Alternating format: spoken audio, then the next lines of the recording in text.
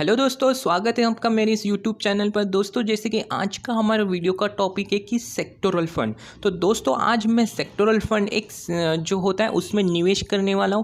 तो दोस्तों, सबसे पहले मैं आपको इस साथ ये बताना चाहूँगा कि म्यूचुअल फंड के बहुत सारे ऐसे टाइप्स आते हैं। Large cap fund, mid cap fund, small cap fund, ऐसे बहुत सारे टाइप्स होते हैं। उसमें एक टाइप होता है सेक्टोरल फंड।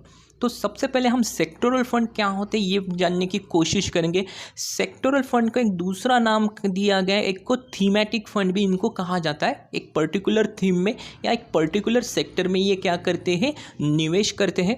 तो दोस्तों, सेक्टोरल फंड जो होता है एक पर्टिकुलर सेक्टर में क्या करते हैं, निवेश करते हैं। जैसे निफ्टी 50 को आप जानते हो कि निफ्टी 50 में अलग अलग सेक्टर्स है, जिसमें ऑयल एंड गैस सेक्टर है, उसके बाद IT सेक्टर है, फार्मा सेक्टर है, उसके बाद कंजम्पशन सेक्टर है, बैंकिंग सेक्टर है। तो ये अलग अलग सेक्टर्स होता है। तो ये सेक्टोरल फंड, जो म्यूचुअल फंड का एक सेक्टोरल फंड होता है, वो एक पर्टिकुलर सेक्टर में क्या करते हैं, निवेश करते हैं। उसमें हम SIP भी कर सकते हैं या फिर हम लमसम भी कर सकते हैं। तो दोस्तों, सबसे पहले मैं आपको ये बताना चाहूँगा, जैसे कि एक बैंकिंग सेक्टर रहा।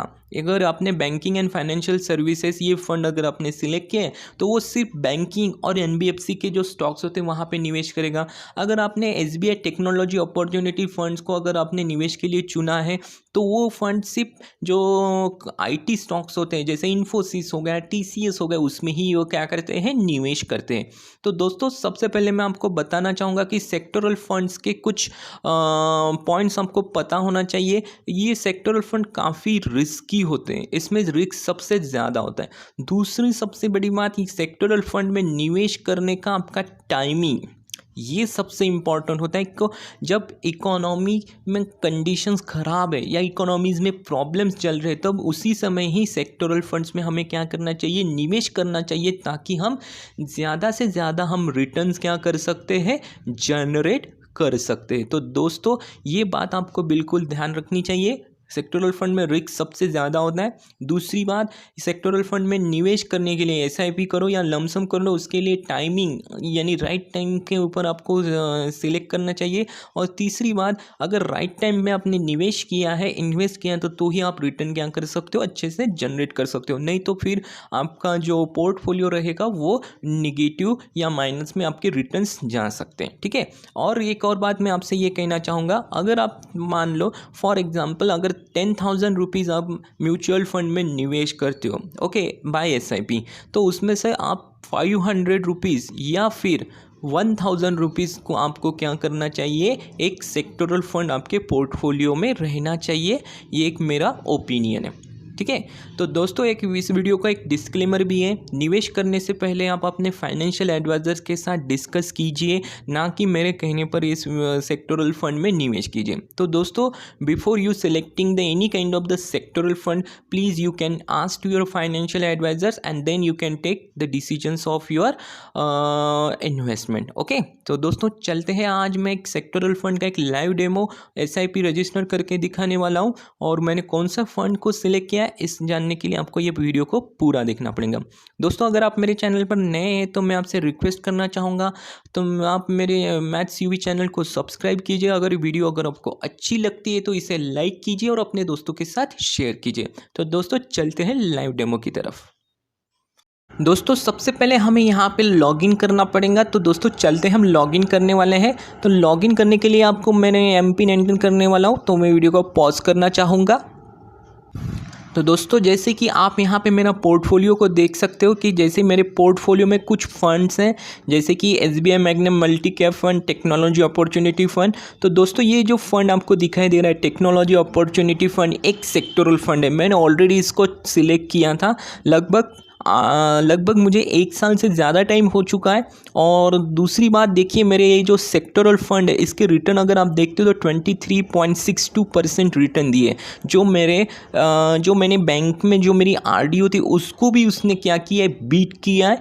लगभग अगर देखते जाए तो हमें RD के ऊपर, जो हमारी RD होती है जो बैंक में हम ओपन करते हैं, नॉर्मली उसके ऊपर 8% के रिटर्न हमें मिलते हैं। पर लेकिन देखिए, ये जो मेरा फंड है इसमें मुझे 23.62% के रिटर्न, ये एक एक SIP है, तो इसमें मैंने जो 23.62% के रिटर्न मुझे मिल चुके हैं। और बीच में मैंने एक रिडेम्पशन रिक्वेस्ट भी किया था, जैसे कि मार्च में हमारी मार्केट की कंडीशन कोविड के चलते काफ़ी ख़राब हो गई थी, तो उस समय मैंने एक रिडेम्पशन रिक्वेस्ट भी डाला था। उसके बाद भी मेरा जो रिटर्न है यहाँ पे 23.62% के रिटर्न है। इसीलिए मैंने आपको पहले भी कहा था कि सेक्टोरल फंड में निवेश करते समय आपका टाइमिंग काफ़ी परफेक्ट होना चाहिए, काफ़ी इंपॉर्टेंट होना चाहिए, तभी आपको एक अच्छा खासा रिटर्न आप क्या कर सकते हो, जनरेट कर सकते हो। तो दोस्तों जैसे कि मैंने यहाँ पे एक सेक्टोरल फंड को मैंने सिलेक्ट किया है, और वो मेरा सेक्टोरल फंड है banking and financial services fund. जैसे कि अभी कोविड-19 के चलते जो इकोनॉमीज़ में काफ़ी प्रॉब्लम है, तो निफ्टी आज अगर देखते हैं, अगर आज की डेट में अगर निफ्टी देखा जाए तो 11,400 के अराउंड आज निफ्टी ट्रेड हो रहा है। पर लेकिन 11,400 के अराउंड ट्रेड होने के बाद भी बैंकिंग और फाइनेंशियल जो स्टॉक्स है काफ़ी पीटे हुए, काफ़ी डिस्काउंट पे अभी भी आज अवेलेबल है। 30% 35% का डिस्काउंट पे अभी भी ये स्टॉक्स अवेलेबल है, और आगे चलकर भी थोड़ा इकोनॉमिक प्रॉब्लम हमारे इकोनॉमी रहने वाले हैं। तो इसके लिए बैंकिंग एंड फाइनेंशियल सर्विसेज ये फंड एक काफ़ी अच्छा फंड है, और अच्छा रिटर्न आप जनरेट कर सकते हो। पर लेकिन आपको इसका टाइम हॉरिजॉन, जैसे कि टाइम है, आपको लॉन्गर पीरियड के लिए आपको क्या करना पड़ेगा, इन्वेस्ट करना पड़ेगा। मिनिमम अगर आप 5 साल तक निवेश करना पड़ेगा, या मैक्सिमम आप 10 साल 15 साल 20 साल तक भी इसमें क्या कर सकते हो, निवेश कर सकते हो। तो चलते हैं हम किस तरह से निवेश करने वाले हैं, तो वो भी मैं आपको बताना चाहूँगा। जो SBI का एक इन्वेस्ट ऐप आता है, मैं उसी से निवेश करता हूँ, काफ़ी मुझे सिक्योर सेफ लगता है। बाकी भी ऐप होते हैं, जैसे ग्रो हो गया, पेट जीरोधा का कॉइन हो गया, उस ऐप से भी आप इसमें क्या कर सकते हो, निवेश कर सकते हो। तो मुझे AMC के जो ऐप्स होते हैं वो काफ़ी सिक्योर लगते हैं, उससे ही मैं क्या करने वाला हूँ, निवेश करने वाला हूँ। तो दोस्तों सबसे पहले आपको यहाँ पे जो 3 लाइन्स यहाँ पे दिखाई देती है, यहाँ पे आप देख रहे होंगे कि ये 3 लाइन्स आपको दिखाई देती है, इसके ऊपर आपको क्लिक करना है। क्लिक करने के बाद आपको यहाँ पे फंड फाइंडर ऑप्शंस आपको दिखाई दे रहा है, इसके ऊपर आपको क्लिक करना है। फंड फाइंडर ऑप्शन दिखाई देने के बाद आपको थोड़ा सा ये टाइम ले रहा है लोड होने में, तो देखिए लोड हो चुका है। लोड होने के बाद आपको क्या करना है, यहाँ पे सर्च बॉक्स में banking and financial services funds को आपको क्या करना है, सिलेक्ट करना है। ठीक है, यहाँ पे हम यहाँ पे ऑलरेडी मैंने फ़ंड्स को सिलेक्ट कर चुका हूँ, मुझे कौन से फ़ंड में निवेश करना है इसलिए इसका डिसीजन मैंने ऑलरेडी ले चुका हूँ। तो देखिए यहाँ पे दोस्तों, ये banking and financial services fund, SBI banking and financial services fund already यहाँ पे आ चुका है। तो देखिए दोस्तों, इसका आपको चार्ट दिखाई देगा। तो देखिए थोड़ा सा टाइम ले रहा है लोड होने में। देखिए दोस्तों, ये जो 5 ईयर्स का चार्ट है, हम 1 ईयर के चार्ट लगाएंगे। देखिए दोस्तों, जैसे कि यहाँ पे आप इसका टाइमिंग देखिए, 10 फरवरी को ये फंड की जो NAV थी 20 रुपीज़ है। ठीक है, 10 फरवरी 2020 को काफ़ी हाई पे था। उसके बाद देखिए ज़बरदस्त यहाँ पे डाउनफॉल आ चुका है। देखिए यहाँ पे जो 24 मार्च को देखिए उसकी NAV 11.77 हो गई, यानी 50% से NAV यहाँ पे क्या हो गई, गिर गई थी। तो देखिए दोस्तों, इसमें रिस्क, इस तरह का रिस्क यहाँ पे क्या होता है, इन्वॉल्व होता है। अगर वो इकोनॉमिक्स में अगर ये नीचे चले जाते हैं फंड्स को, तो यहाँ पे देखिए 50% आपके लॉसेस होने के चांसेस होते हैं, अगर फरवरी मंथ में आपने अपने निवेश किया होता तो।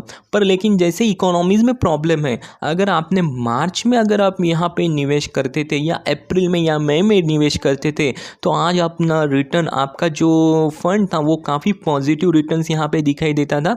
तो चलिए दोस्तों, सबसे पहले हम फंड को सिलेक्ट करेंगे।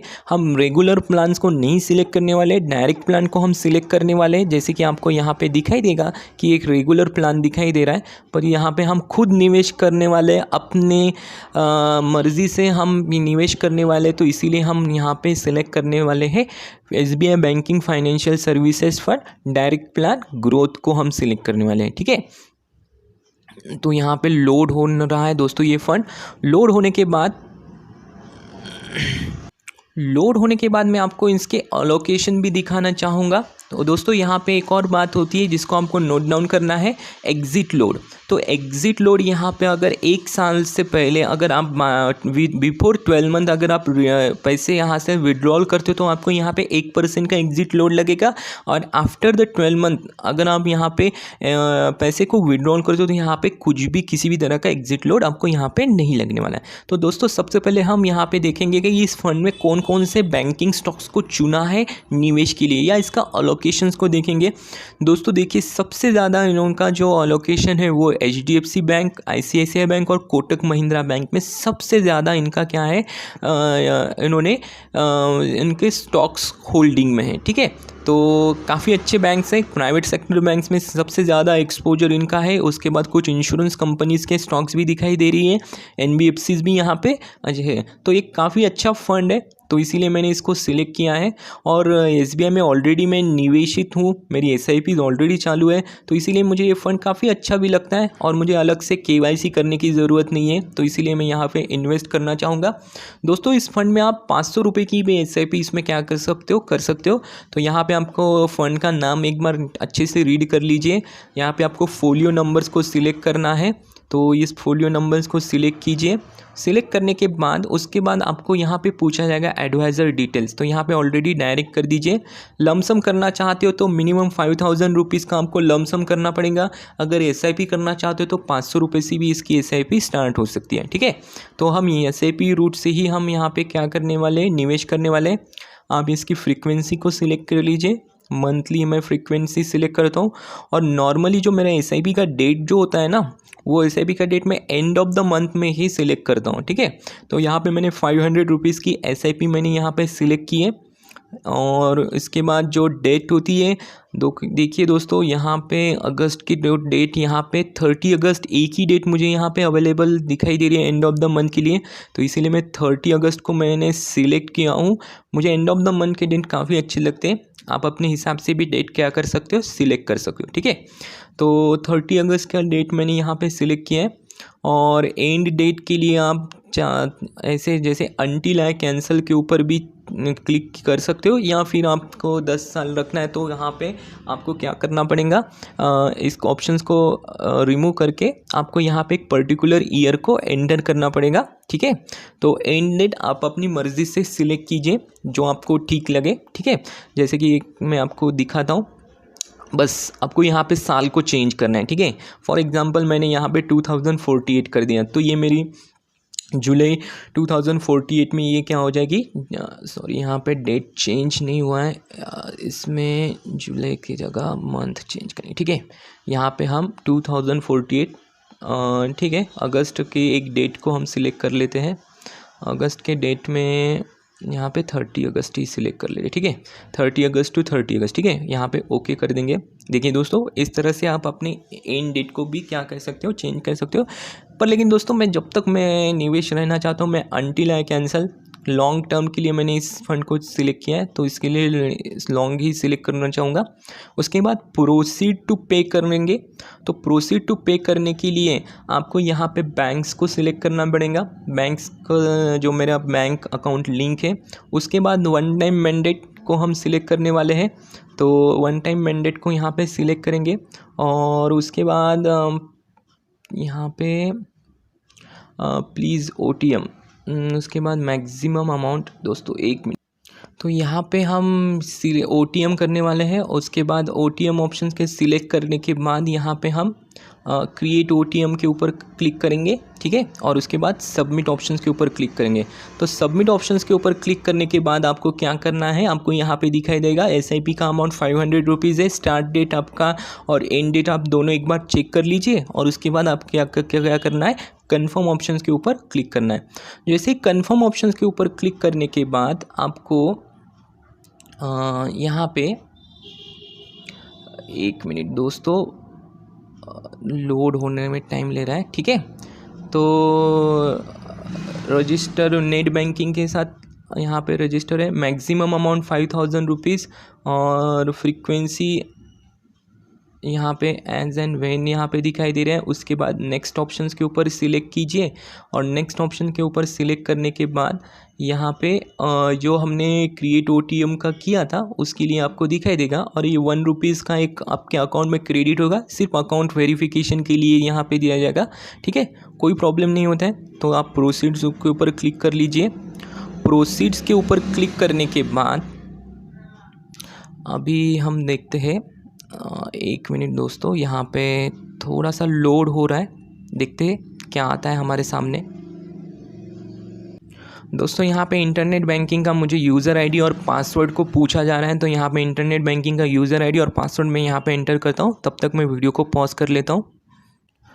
जो OTM हमने क्रिएट OTM ऑप्शन था, फिर उसके बाद इंटरनेट बैंकिंग का यूज़र आईडी और पासवर्ड मांगा था, उसके बाद लॉगिन करने के बाद आपको यहाँ पे दिखाई दे रहा है। और लॉगिन करने के बाद दिखाई देने के बाद आपको यहाँ पे आप देख रहे हो कि जो मेरा जो फर्स्ट कलेक्शन के लिए यहाँ पे दिखाई दे रहा है। फिर उसके बाद आपको यहाँ पे जो एग्री उसके ऊपर क्लिक करना है और उसके बाद यहाँ पे आपको क्या करना है, एक्सेप्ट ऑप्शंस के ऊपर क्लिक करना है। तो एक्सेप्ट ऑप्शंस के ऊपर क्लिक करने के बाद आपको एक वेरिफिकेशन, अकाउंट वेरिफिकेशन जो चल रहा है उसके लिए एक पासवर्ड आएगा। तो देखिए दोस्तों, मेरा पासवर्ड आ चुका है, मैं यहाँ पे एंटर करने वाला हूँ। तो वीडियो को पॉज कर लेता हूँ और उसके बाद कंफर्म बटन के ऊपर आपको क्या करना पड़ेगा, क्लिक करना पड़ेगा पासवर्ड डालने के बाद। ठीक है, तो उसके बाद आपको यहाँ पे दिखाई दे रहा है कि जो अकाउंट डिटेल्स और ये आपको दिखाई दे रहा है और ये स्टेटस सक्सेसफुल हो चुका है और status description request accepted successfully. ठीक है, यहाँ पे दिखाई दे रहा है। और लास्ट में आप देखिए यहाँ पे आपको एक यहाँ पे दिखाई देगा your OTM has been successfully register और मेरा फोलियो नंबर आपको यहाँ पे दिखाई देगा। ठीक है दोस्तों, तो यहाँ पे अमाउंट में 5000 रुपीज़ मैक्सिमम अमाउंट जहाँ पे था वो यहाँ पे क्या कर सकता हूँ, निवेश कर सकता हूँ। तो दोस्तों लास्ट में आपको ओके बटन के ऊपर क्लिक करना है और ओके बटन के ऊपर क्लिक करने के बाद आप सीधे अपने जो होम स्क्रीन है वहाँ पे आ जाओगे और इसके बाद आप अपने पोर्टफोलियो को क्या कर सकते हो, देख सकते हो। ठीक है, तो इस तरह से आप आसान तरीके से यहाँ पे SBI के जो एक सेक्टोरल फंड था इसका एक मैंने लाइव डेमो आपके सामने दिखाया हूँ। और लाइव डेमो के बाद मैंने सेक्टोरल फंड में आपको पहले भी कहा था टाइमिंग काफ़ी इंपॉर्टेंट होता है निवेश के लिए, ताकि एक अच्छा खासा रिटर्न जनरेट कर सकें। और ऑलरेडी आप देख सकते हो कि मेरे एक SBI टेक्नोलॉजी अपॉर्चुनिटी फंड जिसने अच्छा खासा रिटर्न 23% का रिटर्न किया था, जो बैंक की RD मुझे 8% के रिटर्न देती है नियर अबाउट, तो उससे भी ज़्यादा रिटर्न मुझे यहाँ पे मिल चुका था। और ये सही समय है, जो बैंकिंग स्टॉक्स अभी तक इस रैली में उन्होंने पार्टिसिपेट नहीं किया था, जैसे कि कोविड-19 के चलते जो स्टॉक मार्केट में गिरावट दिखी है, तो उसमें कोविड-19 की वजह से जो बैंकिंग स्टॉक्स अभी भी काफ़ी डिस्काउंट पे अवेलेबल हैं। तो दोस्तों एक SIP के ज़रिए हम बैंकिंग और फाइनेंशियल सर्विसेज स्टॉक्स को बिल्कुल सिलेक्ट कर सकते हैं और एक अच्छा खासा रिटर्न जनरेट कर सकते हैं दोस्तों। पर लेकिन निवेश करने से पहले आप अपने फाइनेंशियल एडवाइजर के साथ डिस्कस कीजिए और उसके बाद ही अपने निवेश का डिसीजन लीजिए। ठीक है दोस्तों, तो दोस्तों यहाँ पे मैं इस वीडियो को एंड करता हूँ। अगर वीडियो अच्छी लगती है तो इस वीडियो को लाइक कीजिए, अपने दोस्तों के साथ शेयर कीजिए, और अगर अभी तक आपने मेरे चैनल को सब्सक्राइब नहीं किया है तो please subscribe my channel maths UV, जहाँ नॉलेज है सुप्रीम।